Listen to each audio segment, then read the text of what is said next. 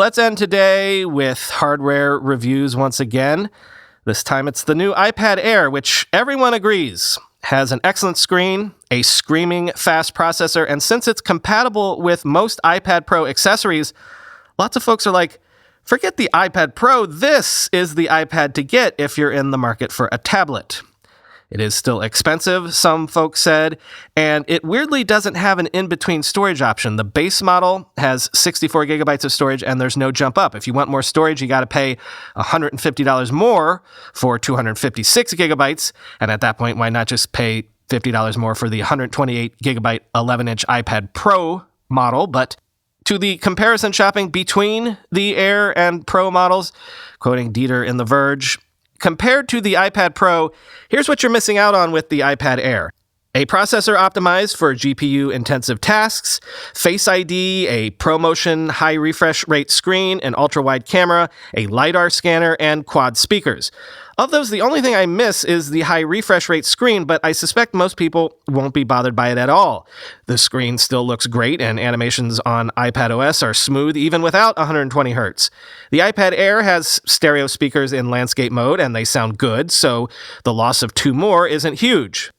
It does sting a little that Apple raised the price by $100 compared to last year's iPad Air, but it's also a great tablet and a very good computer. I am still annoyed that the iPad can't support multiple users, but that may not bother everybody as much as it does me.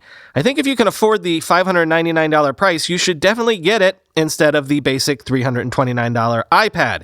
Although that base iPad is quite good, it is beginning to look a little stale, and it too has its own storage configuration problems. For me, one of the biggest reasons to use an iPad instead of another computer is that it's just a nicer experience. You can pad around your house with it, attach or detach a keyboard, and almost never really have to worry about it crashing or slowing down. Apple has allowed iPadOS to grow a little more complicated in recent years, but it's still a more chill computing environment than the Mac, Windows 10, or Chrome OS. And the iPad Air epitomizes that niceness with its new design. Chances are, if you're buying an iPad, you're going to keep it for many years, and so spending more on a nicer product is going to pay off more in the long run than it would for, say, a phone that might only last you 2 or 3, end quote. Here's Dana Woolman's conclusion in her review in Engadget, quote, "With so few differences between the iPad Air and the Pro, I'm forced to reconsider who the Air is for. Last year, it was the perfect just right tablet. It offered more features than the basic entry-level model, but was still more attainable than the Premium Pro line. It was the best tablet for most people. This year, I would upgrade Air to the best tablet for almost everyone, and I'd even argue it's Apple's best high-end tablet. That is, until Apple upgrades the Pro with a new chip and more advanced display tech, which it almost certainly will," end quote. And here's Matthew Panzarino's conclusion in TechCrunch. "Much of what I wrote about using Apple's iPad Pro over the course of 10,000 miles of travel applies directly here. I still find it to be a great experience that, once you've adjusted for workflows, is just as powerful as any laptop.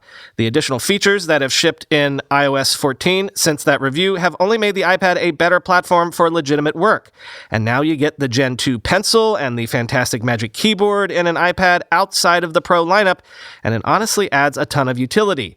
Here's my advice. Buy this if you want a portable iPad Pro to use alongside a MacBook or desktop computer for those times you don't want to carry or can't carry it.